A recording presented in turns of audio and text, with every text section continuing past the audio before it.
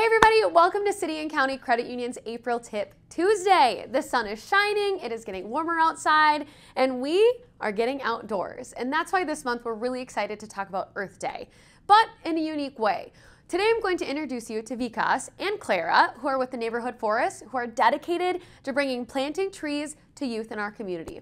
Come with me and I'll introduce you. Hey everybody, thank you so much for tuning in. I am very excited to introduce you to founder of Neighborhood Forest, Vikas. Thank you so much for being here. Thanks for having me. Absolutely, and we got a lot to talk about, and we were talking a little bit beforehand just about how full circle your organization is and how many important roles it plays. So let's dive in right away. Who is Neighborhood Forest? What do you guys do? Well, real simply, we give free trees to kids every Earth Day. I love that. That's like the easiest answer I've ever had. But your story of how it founded really is inspiring, so I'd love to hear a little bit more. For sure, yeah. So I've always loved trees, you know, climbing in them as a little kid, and then as I grew older, I started to appreciate trees for their beauty, their grace. But my love for trees really deepened when I was in college down in Iowa. I got involved in environmentalism and planting trees and giving away trees for free to kids, and it just left a very lasting impression on me.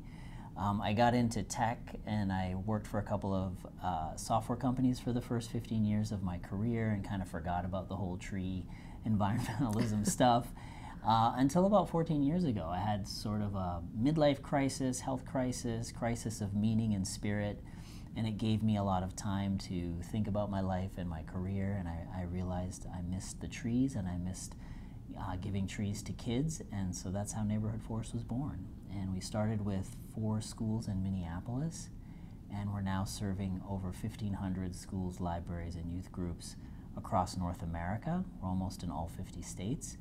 After this Earth Day, we'll have given over 140,000 kids their very own tree to plant. We want to reach every child in America and eventually the world. I love that so much, and thinking back to when I was in elementary school, I vividly remember I went to school, we had a little like packing tree station in the back, we planted it, it was a whole family affair, and that's what I really admire most, because planting a tree can be seen as a simple task or it can be a point of connection, and there's a bigger meaning to that. So, but I will say at my household we were not tree experts, and so we had to build a cage around my tree. Dad maybe ran over it a couple times with the lawnmower. She's still growing, surviving. But what are some tips and tricks that you have for when you're planting at home? Yeah, well, protecting the tree is probably the number one thing. The trees we give out are little seedlings, so they're 6 to 12 inches in size, so they're very vulnerable. They can get eaten by, rabbits or deer, depending on where you're living. And one of the things that impacts survival the most is just weed whackers and mowers. So, no. Once you decide on where you plant it, it's super important to protect it with fence, mulch, and then it's just regular watering, really, like during the hot summer months.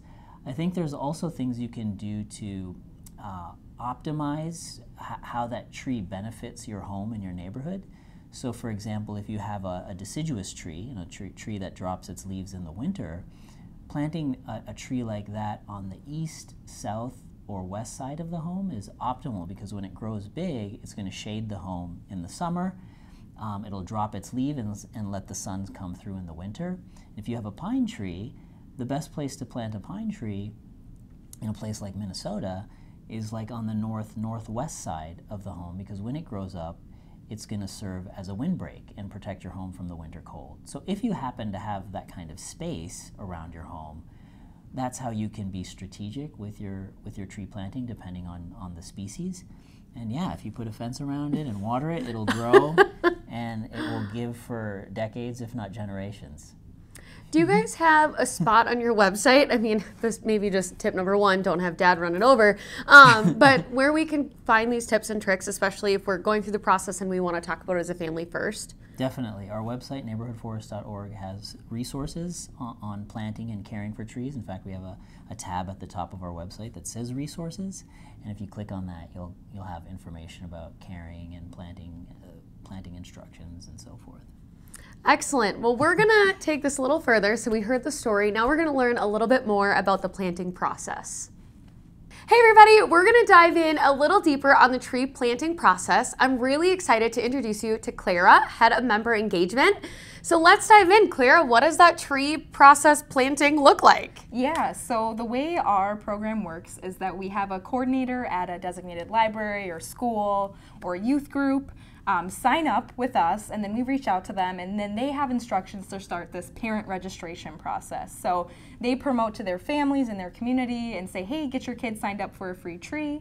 And then that's how we know how many kids are signing up, how many trees to send where, and that sort of thing. We also, all of our trees that we're giving out are native, so depending on what state you're in, you might get a different species than another state. So once we have all those registrations, we gather all that info and we ship our trees out. We aim to have them a little bit before Earth Week. So we get those trees at your door, the coordinators get their trees, they pass them out to the kids, and the kids, like we mentioned earlier, have those planting instructions and the species details so they know a little bit about their tree and how to care for it before they put it in the ground. And then they can go out within like 1 to 3 days from when they get their tree and plant it with mom or dad or grandma and grandpa and take care of it and nurture it and hopefully grow up with their tree. We get these really cool photos of kids when they're, this big and their tree's this big, and then in a couple years they're a few feet taller, and so was the tree. So that's really cool, and that's kind of what it's about. So. Well, and I love that whole process because I will say my tree that my dad ran over with the lawnmower is still growing, thriving, and it has grown tremendously, but it's also become a part of our family. But I hear you talk a lot about Earth Week, Earth Day. Mm-hmm. Is that your main time frame of when these programs get their trees? Mm-hmm. Yeah, so our trees, we try to get them to you a little bit before Earth Week so you can pass them out kind of when you decide to. So we have Earth Day on April 22nd. We also have Neighborhood Forest Day on April 26th. And then we also have Arbor Day, which is the last Friday in April. So that's kind of a whole week of festivities to celebrate the earth, celebrate trees, and do whatever you want during that week with our trees. So. April sounds like a blast and busy, which I love. Which takes me to point number 2. So there's still some time. We're launching this early April, this video, so you do still have time. So how do I get involved? Where does that next step look like? Yeah, so if you want to get involved and get your library, your school, or a youth group involved, we do have an opportunity for you to sign up on our website. You can register your institution there. Our parent registrations have closed for this year just because we have to start getting all the details ready to ship them out. But we'll definitely get you in for Earth Day 2024, which will be exciting. So you can sign up on our website, neighborhoodforest.org, and then click on Get Free Trees and sign up there. So that's the best way if you want to get involved that way. So awesome. Thank you so much. Yeah, thank you. All right, so we're going to wrap up this segment of April's Tip Tuesday with a final couple questions, and one that I think is almost the most important. What's the why of planting a tree? Why is this so important to teach our youth today that this matters? Yeah, so we have 3 reasons why we give trees to kids for free every Earth Day. 1, we want to beautify our neighborhoods. Most of these trees are being planted in urban and residential areas, and trees give so many benefits to neighborhoods. They increase property values, they shade homes, they reduce utility usage, they clean the air, so on and so forth.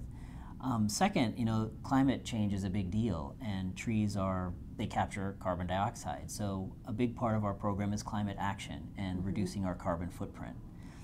And third, and maybe most importantly, we want to spread joy, beauty, and goodness. And what better way to do that than planting trees? We want to hopefully instill in the hearts of our little ones a sense of wonder, magic, and love for the planet and for trees. I love that. And the sense of wonder, I think, in kids and to be outside and just remember why we love being outdoors is so important. And wrapping this whole conversation up, I think the most important, where do we find more about Neighborhood Forest? Where do we go? Yeah, you can learn more about us at neighborhoodforest.org. You can friend us on Facebook or LinkedIn or Instagram. Those are the places to find us. And if you at home are feeling really inclined to donate and support Neighborhood Forest, there is also an opportunity to financially contribute. As we preach here at City and County, we're all a community, and it takes all of us to make it even better. And with that, we will see you on our next Tip Tuesday.